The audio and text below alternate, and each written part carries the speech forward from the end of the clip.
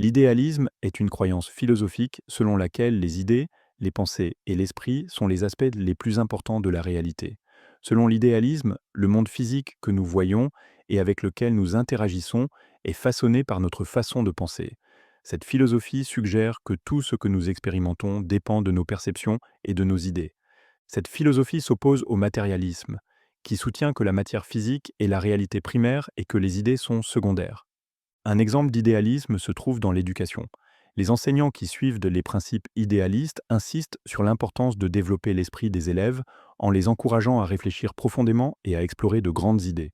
Au lieu de se concentrer uniquement sur les compétences pratiques, ils inspirent les élèves à imaginer comment ils peuvent rendre le monde meilleur.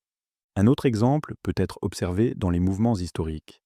De nombreux leaders qui ont lutté pour le changement social étaient motivés par l'idéalisme.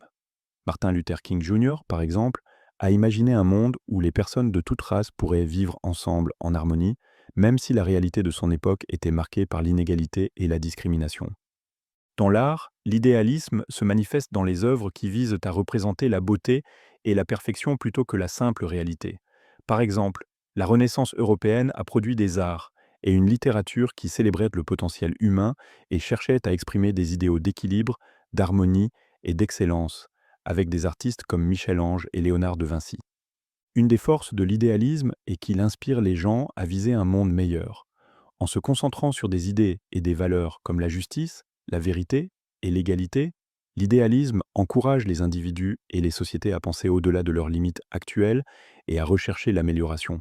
Ceci est particulièrement important dans les mouvements de changement social où la capacité d'envisager un avenir meilleur motive les gens à agir.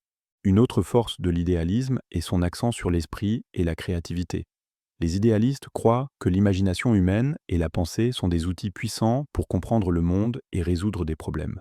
Cette attention au développement intellectuel et créatif a conduit à de nombreuses avancées dans l'art, la science et la philosophie. L'idéalisme favorise aussi un sentiment de but et de sens. Qu'il s'agisse de poursuivre une carrière alignée avec leurs valeurs, de lutter pour une cause en laquelle ils croient, ou simplement de s'efforcer d'être une meilleure personne, l'idéalisme offre un cadre pour vivre une vie significative. Malgré ses forces, l'idéalisme n'est pas sans critique. Une critique courante est qu'il peut être trop centré sur des idées abstraites et déconnecté de la réalité. Les critiques soutiennent que les idéalistes ignorent parfois les défis pratiques pour poursuivre des objectifs élevés qui peuvent être impossibles à atteindre. Une autre critique est que l'idéalisme peut conduire à la frustration et à la déception. Quand les gens placent leurs attentes trop haut ou se concentrent sur l'atteinte de la perfection, ils peuvent se sentir découragés si leurs efforts échouent. Cela peut rendre plus difficile d'apprécier les progrès ou d'accepter les compromis, souvent nécessaires dans les situations réelles. L'idéalisme a aussi été critiqué pour parfois ignorer l'importance du monde physique.